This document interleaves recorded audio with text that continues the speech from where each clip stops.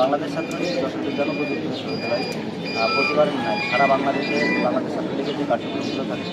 শিক্ষার্থী বান্ধব তারই অংশ হিসেবে বাংলাদেশ ছাত্রলীগ যশোর বিজ্ঞান ও প্রযুক্তি বিশ্ববিদ্যালয় এই ভর্তি পরীক্ষার সহায়তা কেন্দ্র করে আমাদের যে বিশ্ববিদ্যালয়ের যারা পরীক্ষার্থী এসেছেন তাদের মোবাইল সহ আমাদের যাবতীয় ব্যাগের বই যা জমা রাখা সেই জমা রাখার জন্য এই বুথ তৈরি করা এবং পাশাপাশি হেল্প ডেস্ক যেমন আমাদের বিল্ডিং এরিয়া রুলিং এরিয়া তাছাড়া এই তীব্র তাপদাহে